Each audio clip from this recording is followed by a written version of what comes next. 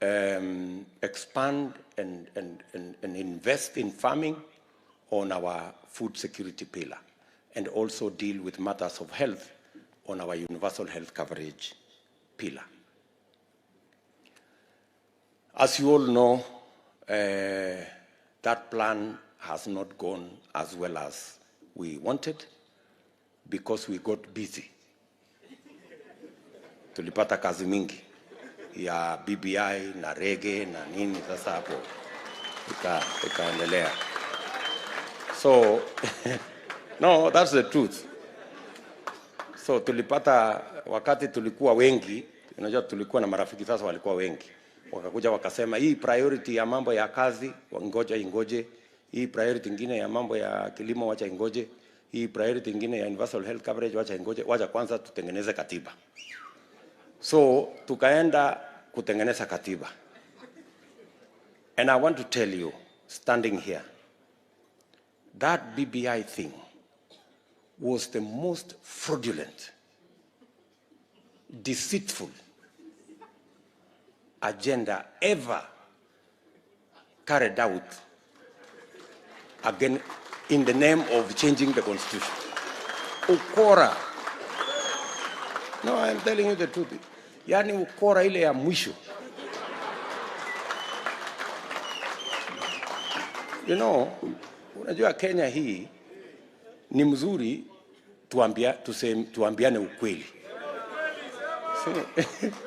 Lazima tuambiane ukweli.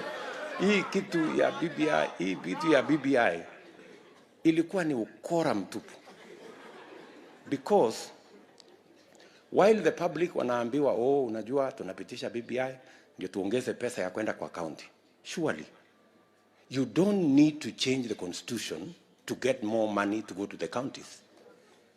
The constitution says not less than 15,000. What? Not less than 15%. What other English do you need? If it says not less than 15%, it means you can do even 100% of the money to go to the country. Why do you have to bother the country to change the constitution? It's a lot of nonsense. Ama namna gani, my friends? Haya. You know? Isijui help loans. It will help loans. You don't need to change the law. You don't need to change the constitution. You don't need to change the regulation. With a simple letter, barua tu na signature hapo chini. Help loan can be changed to a grant. You don't have to change the constitution. So anybody telling you that we change the constitution so that help can become a grant is a con man. You know? Ni ukora. You know? Ni ukora. You know, it's good to be tuambiane ukweli. Hiyo ni utapeli. Mbona hatutaki kusema ukweli? The real issue with BBI, which nobody wants to tell the country, and even the people who are proposers of this BBI, they are ashamed of it. They wanted to change the constitution to install an imperial presidency. Listen to me.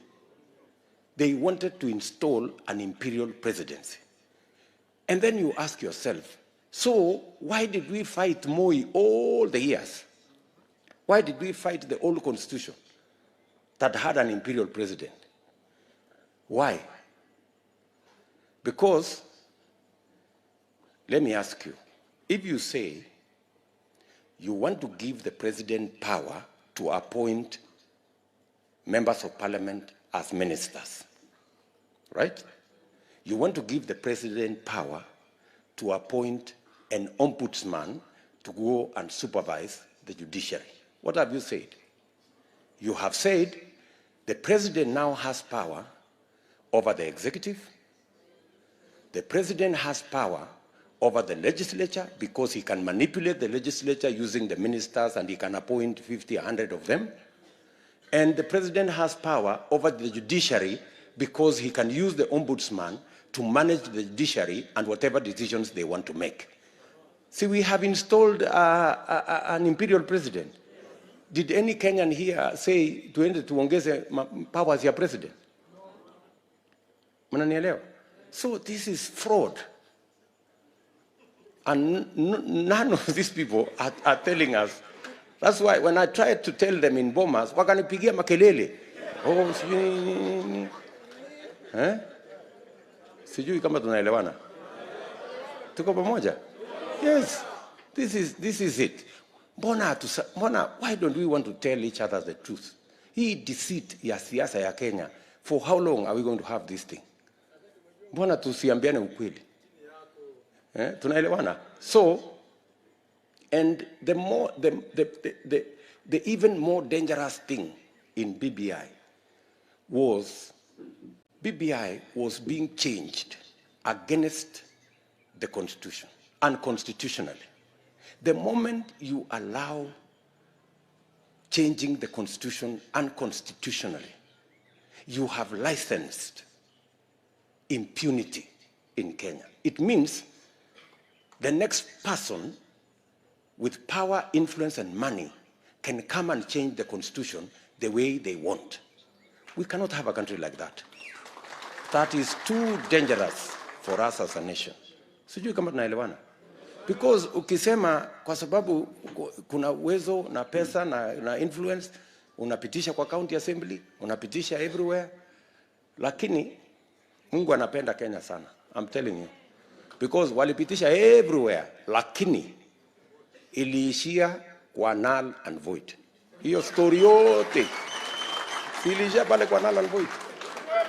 Walikuwa wanatuimbia hapa, oh, nobody can stop reggae. Oh, nobody can stop reggae. Reggae. Sasa reggae zilikwama. No, hapana. You know, let me tell you guys, we can disagree on anything, but we must tell each other the truth. Tunaelewana? So, hiyo sarakasi yote wasted 4 years of our time. 4 years were wasted in a useless engagement, a fraudulent exercise.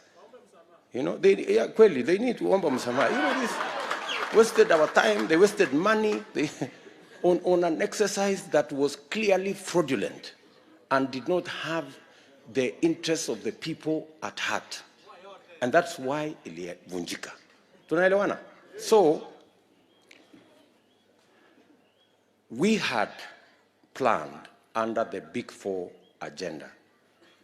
Number one, to make sure that we deal with the most present challenge in Kenya. And the most present challenge in Kenya is unemployment. That is why we had housing, manufacturing, agro-processing, value addition in the Big Four. And that's what I am saying. God willing, next year, the first agenda, the first priority, the first budget, we will commit, as we had planned in the Big Four, we will commit the first 100 billion Kenya shillings in programs and projects that will create jobs for our young people. Tunaelewana? Tunaelewana? Na mtu asiwadanganye ati hii ni maneno. No, it is possible, right? So, and I dare say, anybody who tells us today that the priority is to change the Constitution so that we can create the position of Prime Minister, Deputy Prime Minister, Assistant Prime Minister, Vice Prime Minister, I don't know what. Na hiyo zingine. For leaders like myself. And yet, millions of our own children we have taken to school. They have certificates, they have degrees, they have diplomas, are languishing. Many of them, they have gotten into drugs. Many of them have gotten into crime. Many of them are into depression. And then you want to tell me, in that circumstance, the priority is to create jobs for leaders. It is stupidity. Ujinga. No, honestly, ujinga.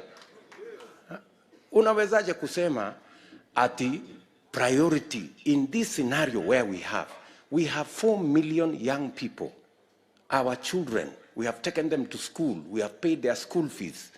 They have certificates, diplomas, and degrees. And you want to tell me it is not a priority to sort out their issues, that it is a priority to go and change the constitution so that we can create positions for ourselves as leaders? That is stupidity. It cannot be anything else. Sijui kama tunaelewana, my friends. Na hii ujinga lazima tuondoe kwa Kenya. Hii ujinga hii lazima tuondoe kwa Kenya. Tunaelewana? We must get rid of this thing, my friends. Sawa? But it's not possible. It's not possible how? Si tumejenga 10,000 kilometers of the road, tarmac. Si tumejenga reli 700 kilometers. Si tumeunganisha stima imefika watu milioni 8.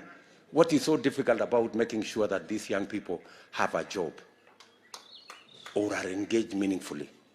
And when I say have a job, I don't mean just have a pay slip. I mean everybody has an income. They are working somewhere and they are earning something, and they can stand for themselves, and they can fend for their families, and they can put food on the table for their families. Nyinyi mnanielewa? Tunaelewana? Number 2, na ndio tunasema bottom up. Bottom inaanza na hawa vijana hawa wenye hawana kazi hawa. Tunaelewana? Why do we need so much security to do anything?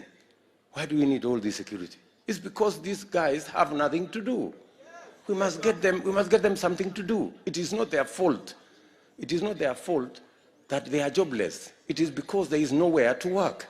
It is our duty to create the space and the projects and the programs to engage them in work. Tunaelewana, my friends? And this thing has no tribe. The same way you have so many young people here is the same way you have so many people in Eldoret.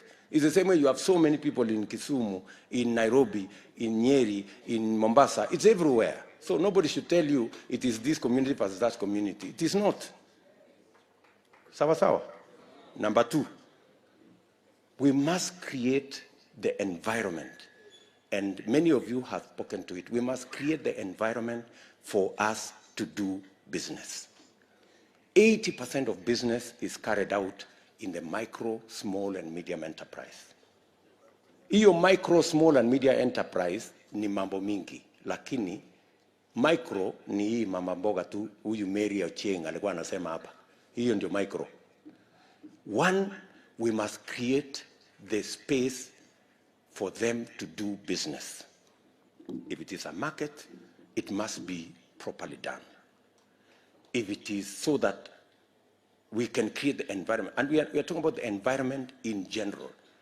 If it is a market for the traders, it will be equipment for the fishermen, it will be the cold rooms, it will be the meals for Mr. Okebe and his team. Make sure they have correct storage, make sure they have the correct milling, so that we create an environment for them to thrive. Number 2, we must have the law to protect everybody's business so that other people's businesses are not criminalized. And number 3, which is most important, we must create the financial ecosystem for these people to access credit that is affordable. Leo, mnasikia Mama Achieng anasema, akienda kukopa pesa, inamshinda kulipa. Kwa sababu gani?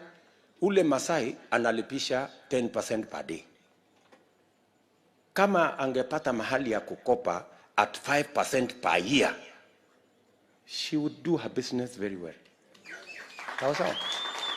Huyu mtu yangu ya bodaboda hapa anasema pikipiki yenye is supposed to go 145, he ends up paying 290 because of the credit facility he is getting. Tunaelewana? So we must make it possible. And this is what I am saying. I want you to listen to me carefully. I am saying the same way we have CDF. Si mnajua CDF? Mnaelewa CDF? Ile ya kujenga shule na kulipa mambo ya basari. Next year, apart from CDF, 150 million ya kujenga mashule na kulipa basari. Next year tunaweka another 150 million kila constituency kila mwaka ya kusupport hizi enterprises ya mama mboga na hawa watu wengine hawa wote local enterprises. Ni mnanielewa?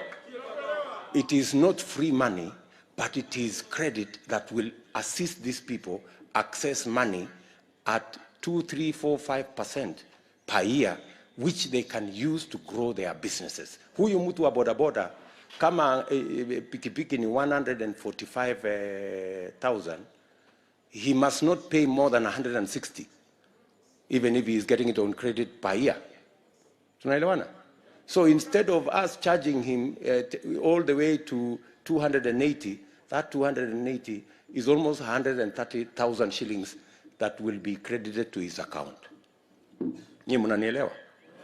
So, and we need to make, mtu asiwadanganye. Unajua, hii story yote, watu kwa sababu hawataki kusema ukweli, wanakuja na Kiingereza mingi and make the problem look so difficult. These problems are very simple. We can sort them out simply. Mtu asiwaambia ati you need rocket science, nini. Hapana. We will sort them out. There are very simple issues that we need to do to sort out our country. Tunaelewana? And number 3, we must invest in agriculture. Like Mzee Sylvester said there, we must put money in agriculture, we must put money in seeds, we must put money in a dam. He says the dam is, the floods are destroying, so we need just to contain that water.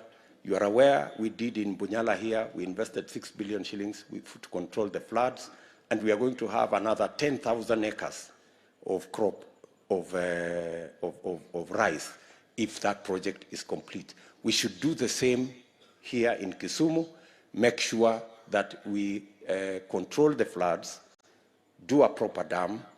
Hopefully we should be able to do the dam in Koru shortly, so that we can control the floods and have more access to water that we can use for irrigation, and to be able to double the productivity of our farmers.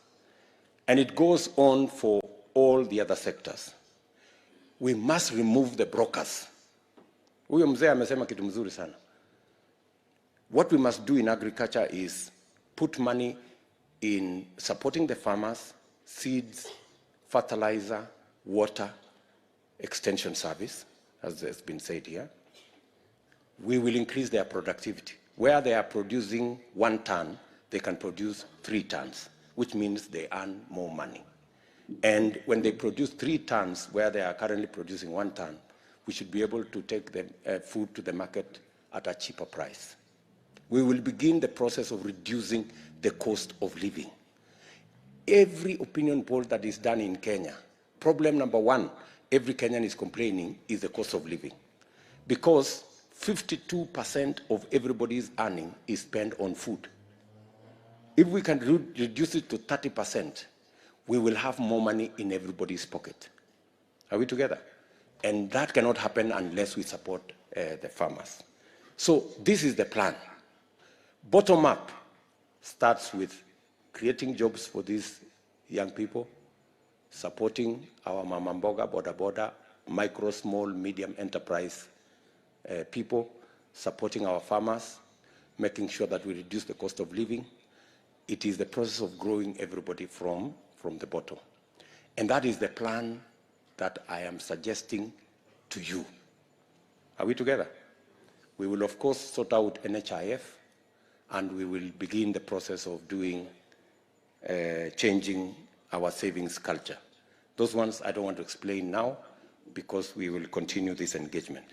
So, mimi nimekuja hapa kuuliza nyinyi, watu wa Kisumu Dala. Tunaelewana? Nataka nyinyi tuelewane, tukubaliane na nyinyi.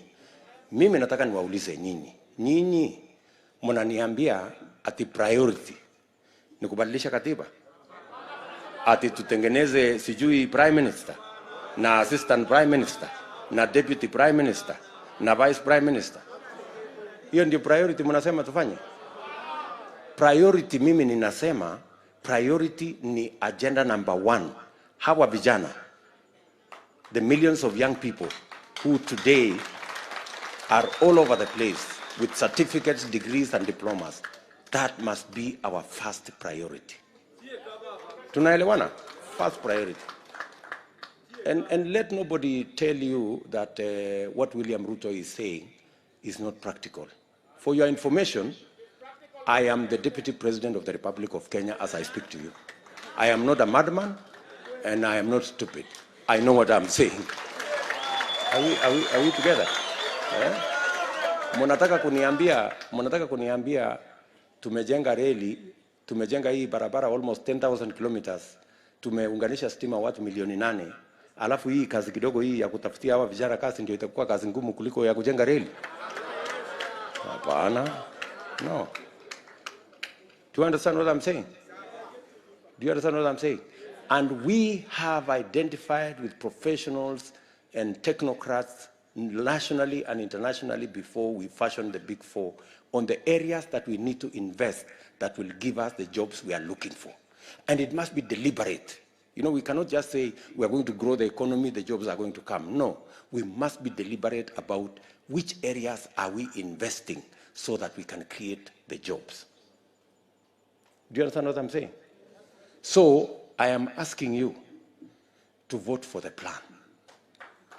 The plan is number one, we must create the jobs and the opportunities for work for the millions of our young people as a priority. We must invest public resources in ensuring that every small enterprise has the resources, the environment for them to do their business, and the legal regime that protects their business as we provide the financial infrastructure for them to access credit that is not from predatory lenders. Bwana Philip, so tunakubaliana na mimi? Yes? Yeah. We must get rid of these predatory lenders because they are destroying our enterprises. Ni watu kupe, you know? Wananyonya damu ya watu. So we must get rid of them. So, and finally, we must do what is right. Lastly, good people, for us to achieve this, we must be united. We must work together. Unity is very important. Unity is very important. Today, as I speak to you here, the hustlers party called UDA, right? Sindio? The hustlers party called UDA, we have 155 members of parliament, right? Majority of us came from Jubilee. And I'm standing before you, the people of this Kisumu and Nyanza, that I want us to form the next government together.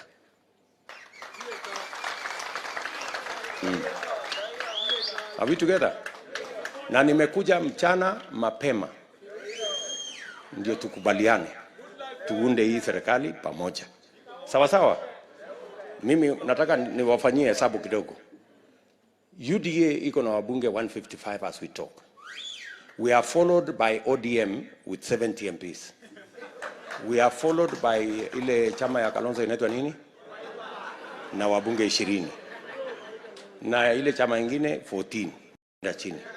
Wewe kwa hesabu yako. Na haihitaji hesabu mingi, haihitaji calculator. Wewe kwa maoni yako, chama gani ndio itaunda serikali next year?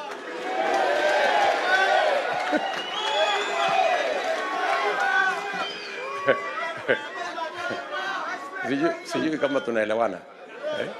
So, na mimi, I have no quarrel with anybody. Mimi nataka hawa tunashindana na wao. Wakuje watuambie na wawaeleze how kubadilisha katiba itasaidia hawa vijana. How? You know, hii Kenya, I don't know what you're going to do. Tuko na shida kubwa sana. Kwa sababu wale wangekuwa ndio viongozi wanakuwa conmen, you know, wanasema things that are not there, that are unrealistic, and everybody is following. Sijui kama tunaelewana. Mimi naomba nyinyi. That's why I have come here. I have come and I have said why I am having this engagement in an environment like this is, as reasonable people, I want us to agree on a plan. And on this plan, I have said we must have the input of the ordinary people so that this plan is owned from the bottom going up. And that's why we are having this engagement. Are we together? Hakuna mtu tumetukana hapa, hakuna mtu tumezungumza mambo yake. Tumeongea vile tunaweza kupeleka taifa letu mbele as reasonable Kenyans. Are we together? The input you have given here, the input mumechangia katika hiyo plan. And I know we are running short of time. The input you have put in that plan, I have these professionals here. They will put it into our plan. And I am prepared to sign a charter with the people of Kisumu on the priorities you want, so that next year, as you go to vote, you are voting knowing very well what your government will do beginning day one.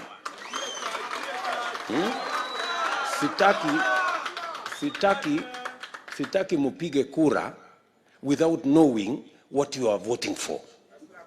Ama namna gani? Na mimi nataka niwaambie tafadhali. Politics is about interests. It is not about your relative, your friend, or the person you love. It's about interest. Are we together? You vote for your interests.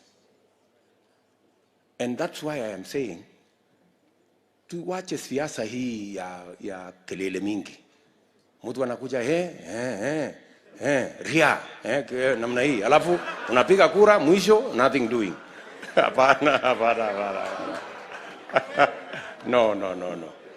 That ria thing, sijui tibi must stop. You know? Hapana. Haiwezi kuwa namna hiyo. People must know hii tunapiga kura ni nini. Sijui kama tunaelewana watu wa Kisumu dala. Si tunapiga kura so that we vote intelligently. We know what we are voting for. We have a plan, and all the other candidates should come and tell you their plan. Mtu asikuje tu na kelele ama namna gani? Tumeelewana? Bas. Yes, iko swali. Swalisha. Kuna mtu hapo wako na swali.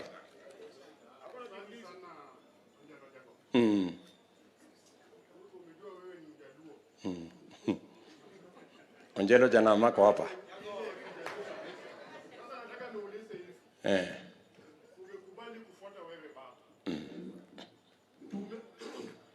Hapo endelea tu, iko sawa. Halo? Tumekubali kufuata wewe baba. Na hiyo ndio sababu sisi Wajaluo tuko hapa. Na wewe pia utuahidi Wajaluo mimi mkinipea. Mtu kama Walo amekupigania usiku mchana, kuna mvua kuna jua, utampea nini kwa niaba ya Wajaluo? Sisi UDA kwa sababu baba umejua sisi Wajaluo tulikuwa katika nyororo ya ODM.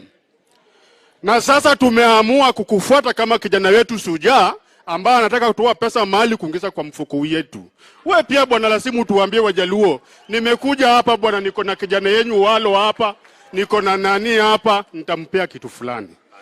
Na tena nauliza, nimesikia safari yako imekuja Kisumu, inaenda Homa Bay. Je, Siaya huko kwetu, sisi tumetoka Siaya, utakuja lini? Sasa sisi tuko hapa vijana na mzee komanda kutoka Siaya. Tulikuja kwa sababu ya wewe. Mimi ni candidate kule Homa North kwa party yako. Tuko na MP hapa pia ya Rarieda constituency. Tuko na MCA hapa pia ya 𝙏𝙗𝙧. Tumetoka huko kote baba kwa sababu ya wewe.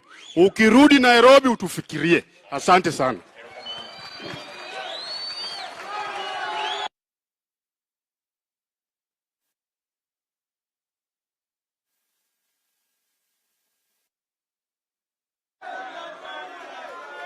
Hii serikali, my good brother, your question is very good. Hii serikali tunaunda ni serikali ya Wakenya wote.